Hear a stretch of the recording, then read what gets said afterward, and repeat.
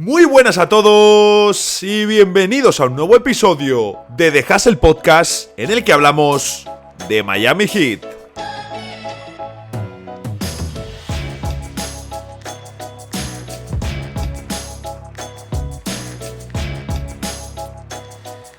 Estoy grabando el lunes por la mañana, un horario que cada vez se vuelve más habitual aquí en este podcast.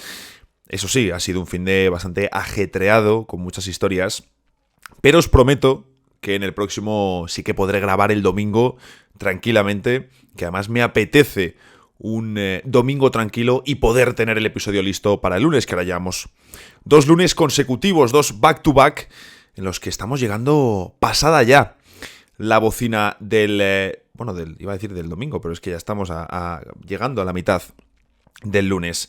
En fin, ha sido un fin de, como os digo, muy ajetreado, y es que el sábado estuve en un evento en Zaragoza de Tengo un Plan.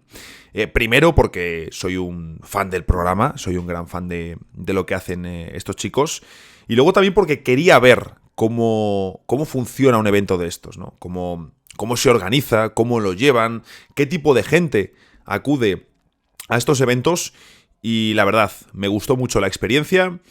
Y claro, también imaginad el traqueteo del fin de semana, entre que el viernes viene un amigo que está viviendo en Jerez, te vas a cenar y acabas tarde. Me levantaba el sábado a primerísima hora para coger el AVE a Zaragoza, casi sin dormir, y luego el sábado volver, fue un viaje express, ida y vuelta, y la verdad que lo noté un poquito en el tobillo también, que hubo cierta carga, ¿no? De estar todo el día para arriba y para abajo. Eso sí, lo bueno es que el domingo pude jugar vendado, con minutos más limitados que en otros días, pero ganamos el partido, que era un partido muy importante, y además, oye, yo pude aportar, ¿no? Que durante la semana tenía las dudas de a ver cómo llego al partido, si llego y si puedo jugar. Pues oye, al final todo salió bastante bien. Eso sí, ahora me duele el tobillo, que no os hacéis una idea. De hecho, yo este lunes tenía pensado ir a la oficina, tenía pensado bajarme un rato al gimnasio, pero es que me duele bastante el tobillo. De hecho, pretendo darme un paseíto al sol como un anciano después de grabar este episodio, un poco antes de subirlo, para moverme un poco y a ver qué tal respira el pie. Pero digo, estamos contentos, ¿eh? Eso sí, no estuvo Raúl, no vino al partido. Creemos que se ha vuelto a enfadar. Ya os contaré, ya os haré update de la situación, pero estamos contentos. Quiero también hacer una pequeña review de Dune 2, lo que comentaba el otro día, que alguno me decía, oye, pues sí, vamos a hablar un poco de Dune 2.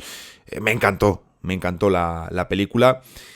Sí que decir que yo, siendo muy friki de estos mundos y de la ciencia ficción, y me gustó mucho la primera entrega de Dune, obviamente me ha gustado mucho más la segunda, pero no soy del equipo de los que meten Dune 2 en una película de categoría 10, ¿no? De pues ponerla a la altura de otros clásicos de la ciencia ficción, como pueda ser El Señor de los Anillos, ¿no?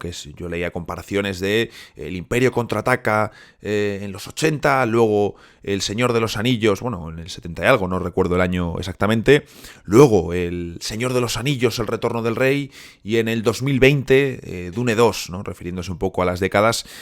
Quiero volver a verla porque tuve la sensación de que es una peli en la que pasan muchísimas cosas y que quiero ver quiero verla otra vez, ¿no? Como sin sentirme tan atropellado, pero vamos, un peliculorro. Sí que quería comentar un poco con vosotros todo el tema de las expectativas, porque a mí me gusta, si es una peli que realmente quiero ir a ver al cine, ir a verla el día del estreno, para no estar o llegar, mejor dicho, lo menos intoxicado posible a ver la película. Con esto me refiero a que yo también, por ejemplo, no veo trailers, sobre todo si es una película que sé que quiero ver. Es decir, si sé que esa película la quiero ir a ver al cine, ¿para qué narices voy a ver el tráiler si ya me estás desvelando un montón de las imágenes que luego estoy pagando para ver en el cine? Si ya me has convencido de ver la película sin ni siquiera ver el tráiler, no necesito verla. Pero con el tema de las expectativas ocurre un poco eso, ¿no? Que al final te forman una idea, aunque sea subconsciente, sin que tú te des cuenta, aunque sea todo el mundo, que escuches a todo el mundo decir, no, la película es increíble, la película es como mínimo un 8,5, obviamente condiciona tu visionado de la película. No sé hasta qué punto a mí me ha condicionado a lo mejor a poder disfrutarla un poco menos, no lo sé, pero sí que es cierto que, claro, yo iba a la película diciendo, vale, más allá de las críticas o de las cosas que puedas leer en redes, la gente que conozco, la gente de mi entorno que la ha visto, todo el mundo dice que es una película increíble como mínimo, ¿no? Entonces, obviamente ya vas condicionado. Pero seguro que os ha pasado, como me ha sucedido a mí, que hay ocasiones que ves una película o una serie de la que pues, no esperas mucho, a lo mejor una serie que es un 6, una peli que es un 6, pero no tienes ni puñetera idea de qué va, o de primeras, por cómo te entra, piensas que no es interesante, y luego te la ves y dices, ostras, pues me ha sorprendido, pero quizás no era tan buen producto, pero como no tenías expectativas, o tus expectativas incluso eran muy bajas, te sorprende y ese 6 parece que es un 7 o un 7,5, incluso un 8 en el mejor de los casos. Ya os digo, yo la próxima de que estrenen de Dune, cuando saquen Dune Mesía, iré el primer día al cine para que no me digan mis amigos, oye, qué peliculón, sino que sea yo el primero que se lo dice y que les condicione yo a ellos. Y luego, por supuesto, lo de no ver trailers de Dune, sí que no había visto ningún tráiler. Esto lo empecé a hacer con la película de Spider-Man 3, con la última de Marvel, por un motivo muy sencillo, y es que si sois fans de Marvel, bueno, pues obviamente todos sabíamos lo que íbamos a ver en esa tercera entrega de Spider-Man, pero claro, habías visto los trailers, toda la información de las redes, los meses de rumores, que se han eliminado este detalle del tráiler de no sé qué país, en fin, tú ya sabías lo que iba a salir en esa película. Y de hecho, si no salía lo que todo el mundo esperaba, iba a ser una decepción. Pero ¿a qué punto hemos llegado en el que ya con los trailers y con toda la información previa te desvelan todo, pero por estar en el entramado del mundo digital? Y claro, al final vas a la película diciendo, oye, si no sale esto, que doy por hecho que va a salir por todo lo que llevo viendo en redes desde hace meses, la película va a ser una decepción. ¿Pero qué narices? Y claro, en el contrapuesto, cuando fuimos a ver la película, además yo fui con varios amigos el día del estreno, recuerdo que era jueves por la noche que adelantaron el estreno. Y uno de mis amigos, uno de mi grupo, es una persona que está completamente apartado de las redes sociales, no tiene cuenta en ningún sitio. Y claro, pues estábamos hablando un poco mientras llegábamos al cine y, bueno, joder, tal, qué ganas de la peli y tal. Bueno, ¿qué has visto? Y el tío no había visto nada.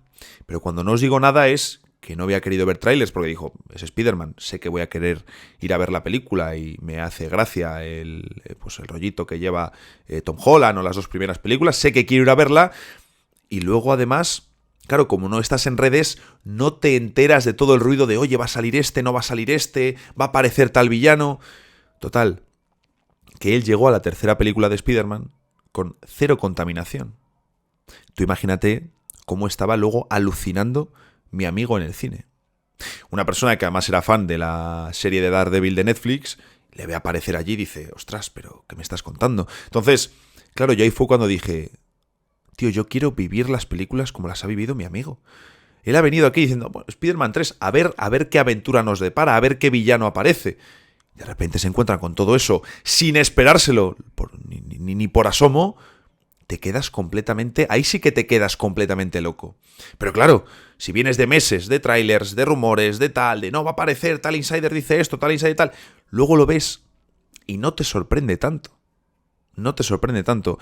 En fin, hoy no vamos a hablar de Spider-Man o de Marvel, que ya hemos hablado bastante, sino que hoy vamos a hablar de Miami Heat. Bienvenidos a Dejas el Podcast.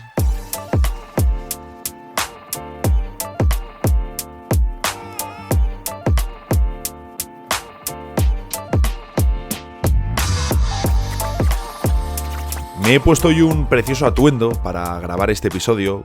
Los que lo estáis viendo en YouTube lo estáis viendo ahora mismo. Pero sí que es cierto que en la cámara da la sensación, o a mí me parece como... tiene un brillo así que transmite la sensación de ser de plástico barato o algún tipo de copia, pero no lo es. Es una camiseta completamente original. No es mía, obviamente. Me la dieron, me la regalaron. Y la verdad, es así, de estas así anchotas y tal, pero... queda muy bien, a mí me gusta mucho, la utilizo para calentar, la utilizo para estar por casa, es multiusos, la utilizo para ver partidos de la Champions del Real Madrid, pero Sí que es cierto que da la sensación, así como os digo en el vídeo, estoy mirando ahora mismo la pantalla, y da la sensación de ser un plastiquillo barato, pero es una camiseta de una persona que ha jugado en el Real Madrid y que tenía equipamiento del Real Madrid. Obviamente yo, esa persona, no era. En fin, hoy vamos a hablar de Miami Heat, un equipo al que estuve viendo este domingo por la noche, mientras estaba trabajando al volver del partido, que no pude ponerme ahí con el podcast. Estuve viendo, bueno, prácticamente no quiero hablar del partido de mis Phoenix Suns, he metido ahí una referencia al final del guión, pero sí que estuve viendo el partido de Miami contra Detroit, que termina con ese triple brutal de Bam Adebayo sobre la bocina. Es cierto que podemos quedarnos con el ostras, a Miami le ha costado mucho ganar a un equipo como Detroit. También es cierto que tienes las bajas de Jimmy Butler y de Tyler Herro, además de otras como la de Kevin Love. Pero la realidad es que Miami es un equipo irregular. Esa es la realidad de la temporada del equipo de Erik Spoelstra. Los Heat de la 2023-2024, después de llegar a las finales de la NBA, se muestran como un equipo muy irregular, porque justo cuando pensábamos que aparecía su mejor versión, su forma de playoffs, han tenido una racha de resultados poco convincentes, con derrotas. Es cierto que varias han sido contra equipos de élite. Hemos visto derrotas contra Denver, contra Dallas, contra Oklahoma, pero también hemos visto derrota, por ejemplo, contra Washington Wizards, que ya es más complicado de explicar.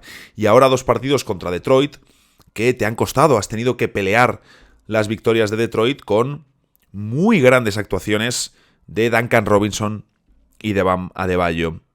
Pero claro, también sucede una cosa, y es que este equipo de Miami, liderados por Jimmy Butler, ya nos tiene acostumbrados a hacer ese cambio entre la temporada regular y la postemporada. Pero claro, la pregunta es, como todos los años, si este año Miami volverá a hacer el cambio y volverá a ser un equipo que pelee por llegar a las finales de la NBA, porque debemos preguntarnos si Miami, bueno, yo tengo claro que no es un candidato, no lo era la pasada temporada a pesar de llegar a las finales de la NBA. De hecho, se mete en las finales de la NBA de forma completamente inesperada y luego vemos unas finales sin historia entre unos Denver Nuggets que eran muy superiores y unos Miami Heat que, la verdad, si esas finales de conferencia que ganan a Boston, sin querer quitarle ni un solo mérito, se repiten 100 veces, ganan una vez. Y fue la que ganan el año pasado.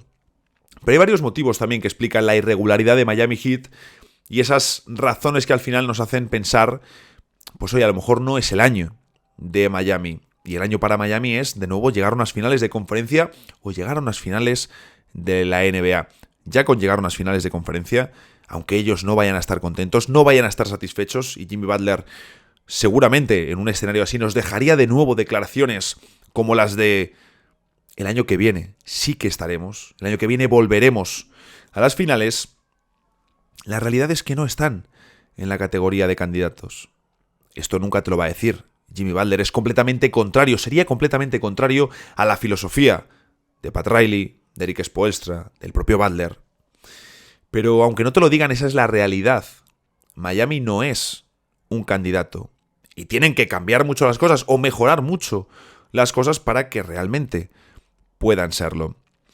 Uno de los motivos para la irregularidad de Miami en temporada regular es, por supuesto, Jimmy Butler. Y es que Jimmy Butler no es una gran estrella de temporada regular. No lo ha demostrado hasta ahora, sobre todo en su etapa en Miami. De hecho, podemos discutir si los mejores años de rendimiento de Butler en temporada regular han sido antes de su etapa en Miami. Tenemos varios años en Chicago, sobre todo uno de ellos muy bueno. Tenemos también la temporada en Minnesota, que parece ya olvidada, perdida a lo largo de la carrera de Jimmy Butler, pero creo que si te pones a mirarlo, por diferentes cuestiones, entre ellas la disponibilidad, por ejemplo, me parece claro que la mejor etapa de Jimmy Butler, no hablo en cuanto a, hablo de rendimiento, de producción, no hablo de sensaciones, de madurez en el juego. La mejor etapa de Jimmy Butler a nivel individual es previa a llegar a Miami, pero su etapa de mayor solidez, de mayor experiencia con el juego, de saber aprovechar sus ventajas, aunque en temporada regular no haya brillado tanto, obviamente es en Miami. De hecho, si lo miramos, solo tiene 2 All-Stars en 5 temporadas. en Miami. No solo eso, es que de sus 6 All-Stars, 4 son antes de llegar a Miami. 1 en Minnesota y 3 consecutivos en Chicago.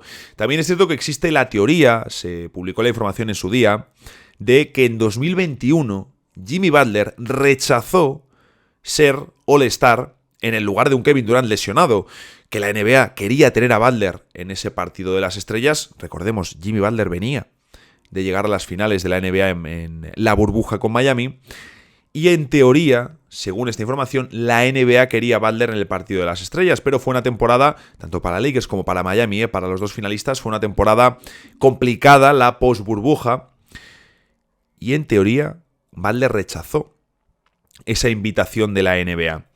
Aquí ya nos podemos meter en si lo rechazó o no lo rechazó, porque los jugadores, si no me equivoco, tienen cláusulas de que no pueden rechazar ir al All-Star. Si lo rechazan, la NBA te puede multar, pero claro, también existe el escenario de que la NBA te multe y no lo anuncie de forma pública porque eres una de sus estrellas. Sabemos que la NBA no anuncia de forma pública todas las sanciones. Finalmente, entró Domantas Sabonis en el All-Star y el motivo por el que Butler habría rechazado esa invitación es porque le dijo a la NBA, vale, pero si yo voy, quiero que también vaya Bam Adebayo. Y ahí en teoría es cuando la NBA no cedió, lógicamente. En teoría, de nuevo, todo esto porque ni mucho menos está confirmado y hay contrainformaciones que ponen en duda si esto es real o si a Jimmy Butler se le ofreció, pero realmente lo que él buscaba era descansar y contestó eso porque quería un pequeño parón y tener una semana más tranquilo para él. No lo sabemos, pero, de nuevo, si lo miras, creo que es incluso evidente que las mejores producciones de Butler están en Chicago o incluso en ese año de Minnesota.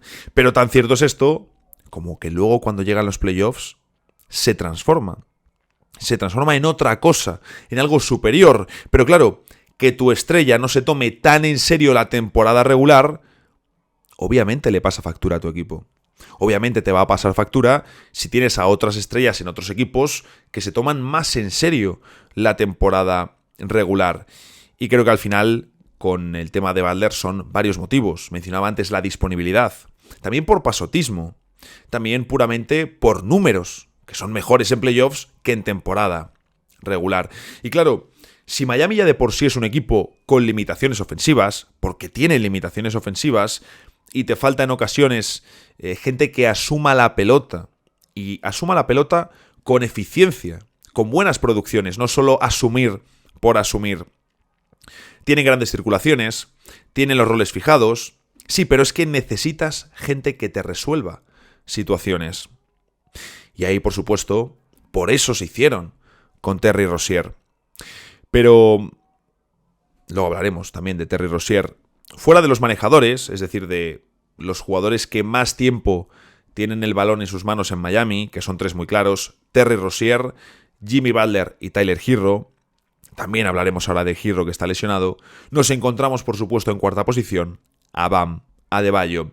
Y yo la pregunta que lanzo con Adebayo ya es muy clara y simple. ¿Qué posición ocupa Adebayo entre los mejores de la liga? Porque hablamos de uno de los mejores defensores de toda la NBA.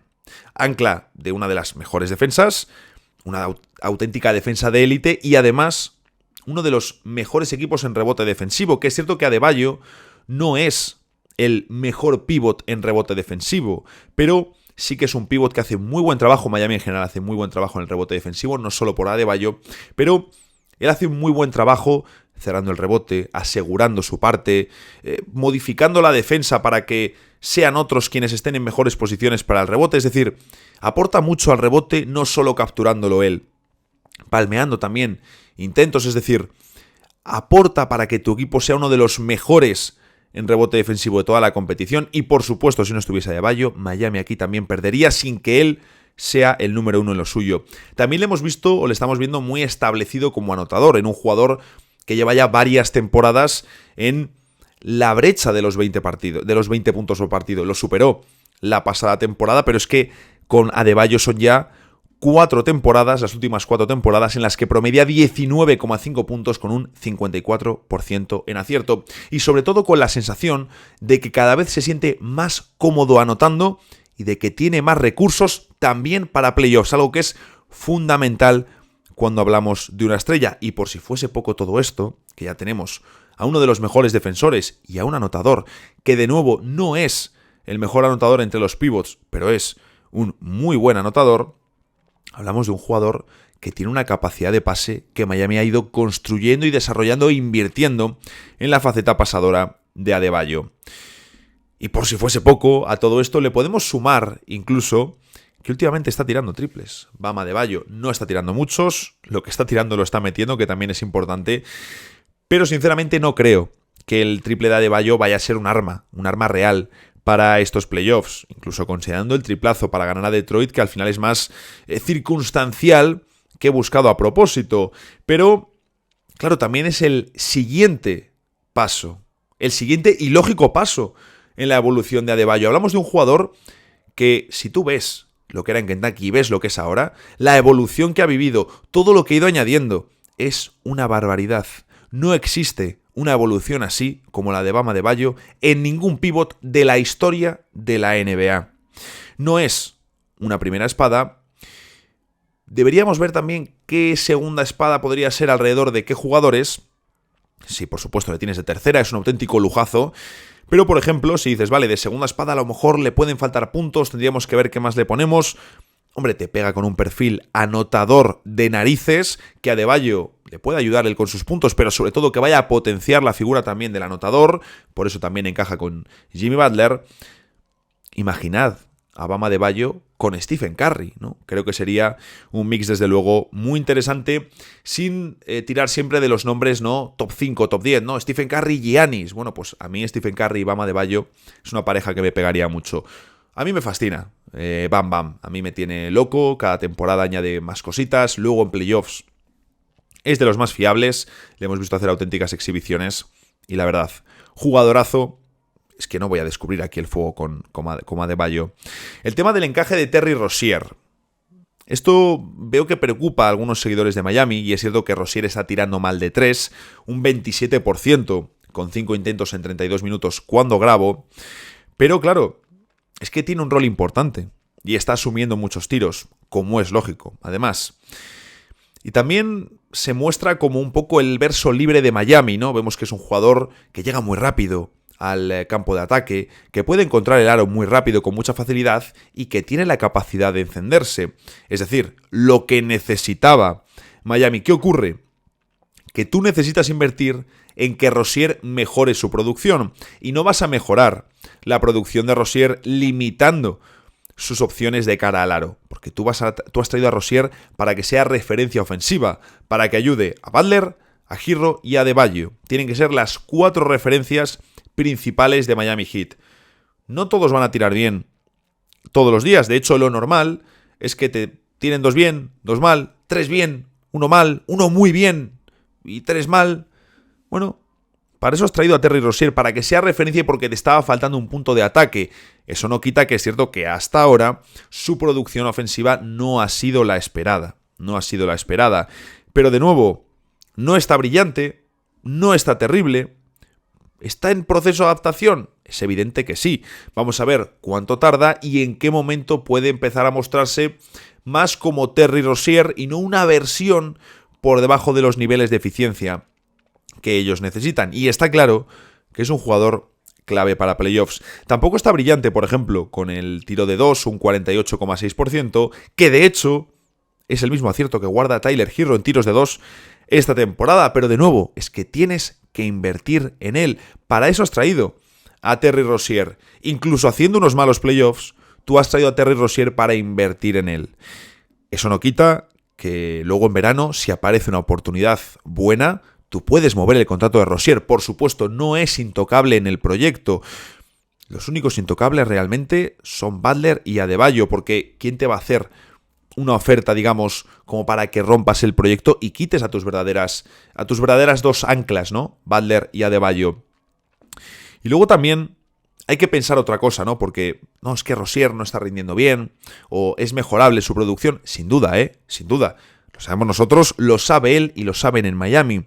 Pero pensad en cómo estarían los Heat si no llegan a hacer el traspaso. Si tienen ahora a Tyler Herro lesionado.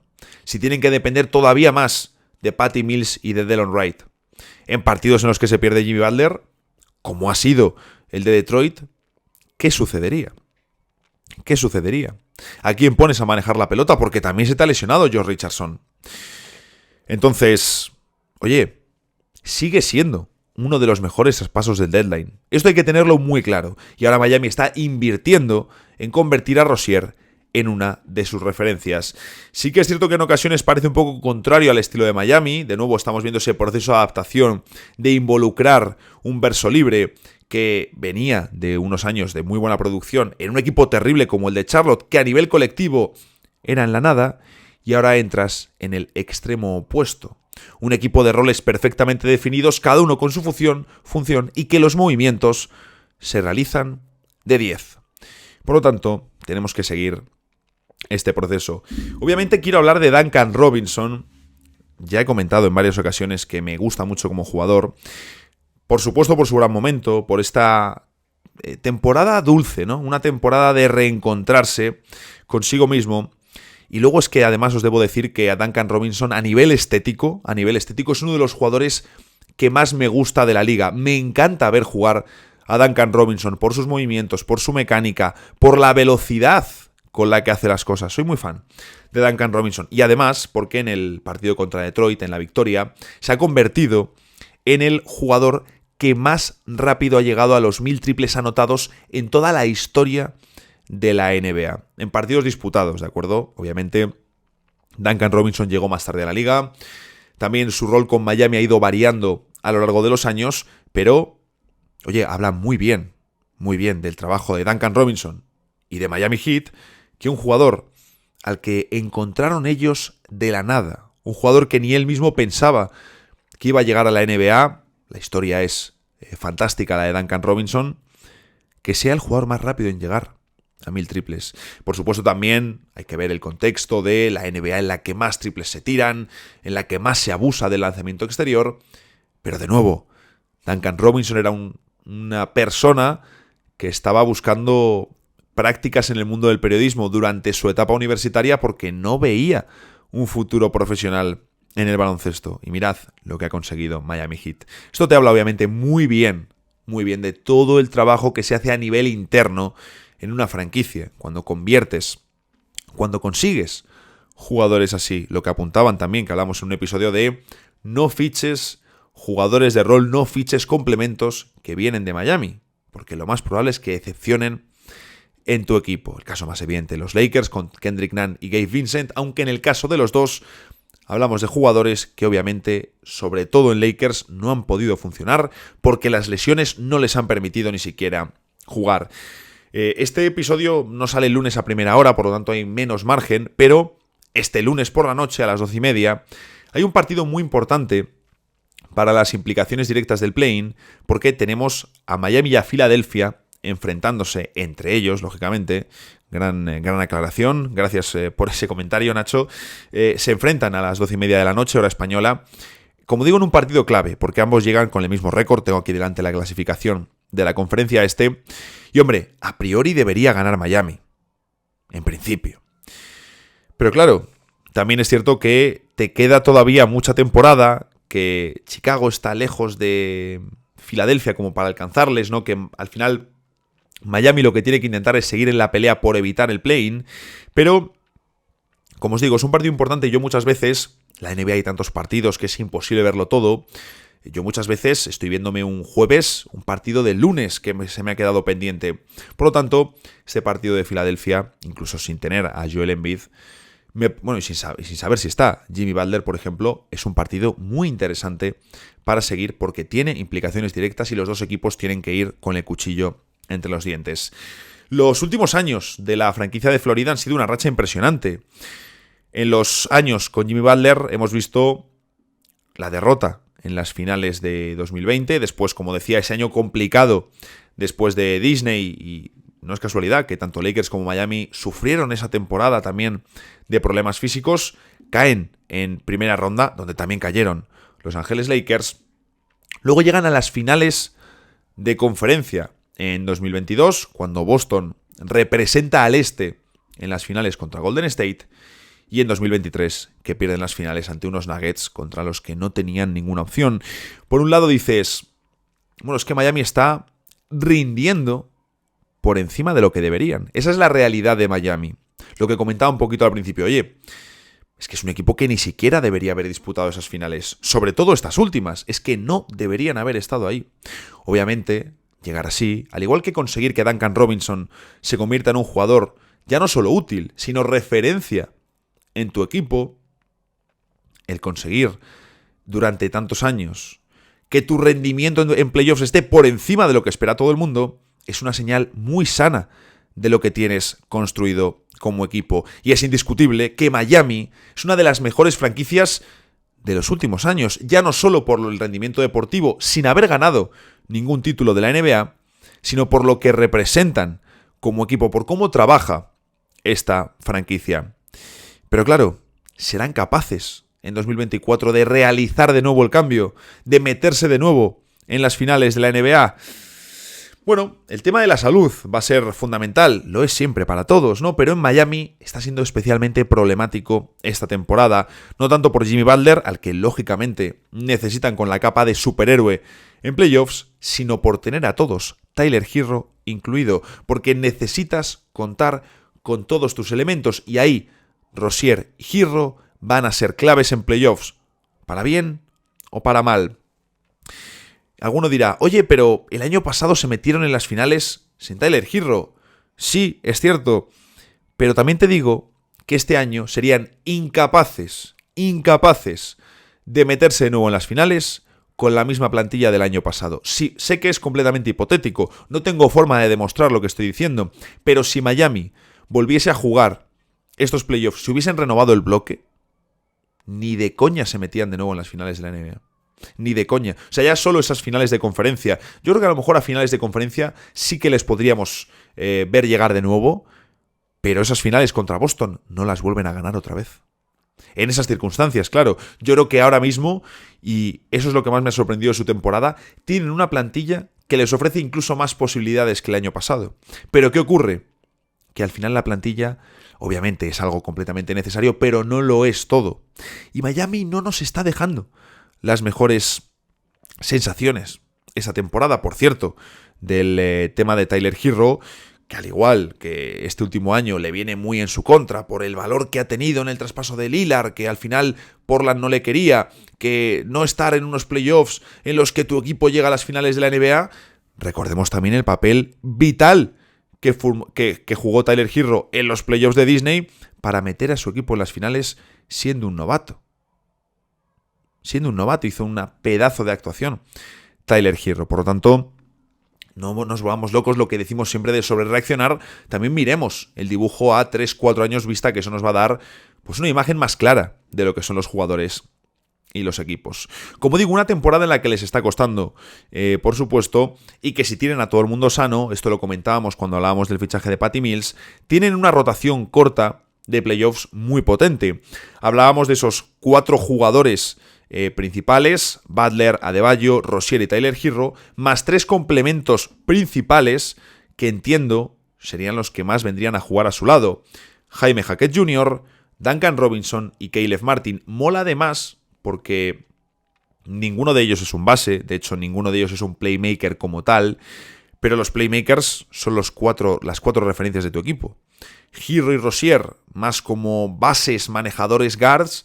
Jimmy Butler como tu estrella omnipresente, que va a manejar muchísima pelota, que va a tener situaciones de 1 contra 1, que va a tener al poste sus tiritos, etcétera, etcétera.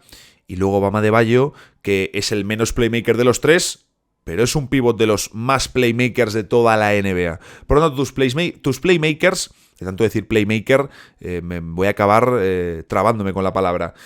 No los necesitas, fuera de ahí tú ya los tienes. Entonces luego tienes a Jaime Jaquet Jr., que tiene ciertas dosis de, no sé si tanto decir playmaking, pero sí generar o continuar jugadas, ¿no? Es decir, tanto para luego dar buenos pases como para poder anotar él, que le hemos visto anotar.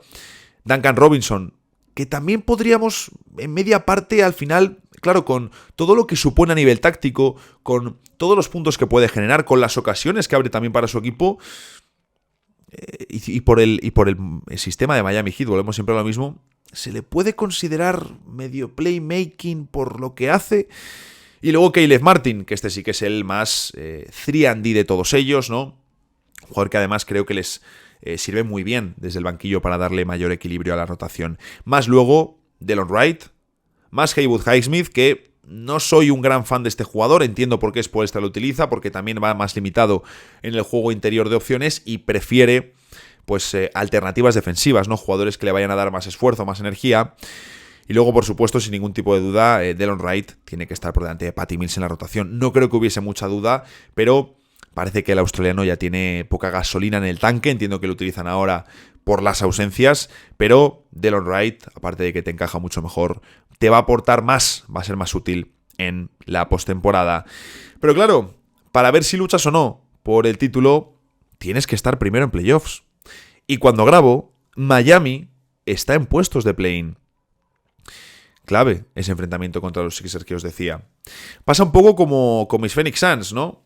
Que vaya dolor el partido del domingo contra Milwaukee. Dices, ¿son candidatos? A la mayoría de gente no le convencen, y esa es la realidad.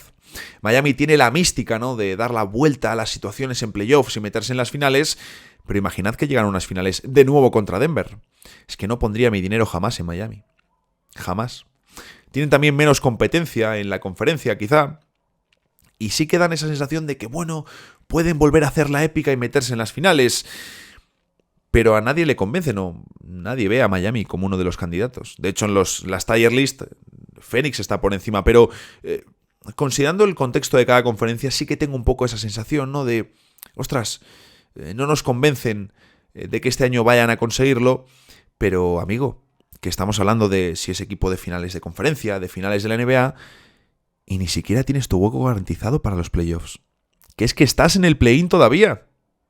Y ahí están mis Phoenix Suns todavía en el play-in. Voy a mirarlo, no lo quise ni mirar ayer después de la derrota. Es que claro, ahora mismo Phoenix está octavo. La victoria ahí de Dallas contra Denver, terrible. Empatados en récord con Dallas Mavericks. Empatados en récord con... Bueno, empatados prácticamente con Sacramento Kings, que lleva una victoria menos y una derrota menos. En fin, qué dramático, ¿eh? Yo con los Suns, mira que los sufro mucho más de lo que los disfruto, ¿no? Quizá por eso les quiero tanto. En fin, como os digo, sí es cierto que el play-in del este también parece que será menos exigente que el de la conferencia oeste. Bueno, parece no, es que ahora mismo un play-in con Dallas, Phoenix, Golden State y Lakers es un play-in muy exigente, mientras que en la conferencia este tendrías a Miami, Filadelfia, Chicago y Atlanta. No hay color en el play-in de cada conferencia. Y Miami, habiéndome sorprendido, porque me ha sorprendido con el tema de cómo han conseguido sacar otro año una plantilla muy provechosa cuando parecía que iban a tener una peor, da la sensación de que este año no. Esa sensación da. Pero, claro, ¿quién va a apostar contra Miami? No porque sean un candidato, sino ¿quién va a apostar a que no lo vuelven a hacer? ¿Quién va a apostar a que no se meten en unas finales de conferencia? Apostar contra Miami es complicado. Es complicado. Yo si se meten en unas finales de la NBA, apuesto contra ellos. Antes, no lo sé, ¿eh? No lo sé. Se puede dar que este año yo creo que no será su año. Nos quedan un par de episodios para el último preguntas y respuestas de antes de los playoffs. Hoy no hay sesión de estadísticas porque es que no me ha dado tiempo. Pero el próximo lunes, sin fallo, ahí tendréis el programa programado a las 5 de la mañana, como me gusta a mí dejarlo para pues aquellos que sean más madrugadores. Y habrá, sí o sí, sección de estadísticas. Luego, también del tema de preguntas y respuestas, pondré el post en redes, en YouTube y demás lo antes posible, porque ese lo dejaré, si no me equivoco, es para el jueves 28 de marzo, es decir, el jueves santo, si no me confundo, y yo lo dejaré hecho el día de antes para irme de vacaciones, que me escapó unos días con la parienta. Así que, ya sabéis, a seguir disfrutando de la NBA y nos vemos el jueves en el próximo episodio de The Hustle Podcast.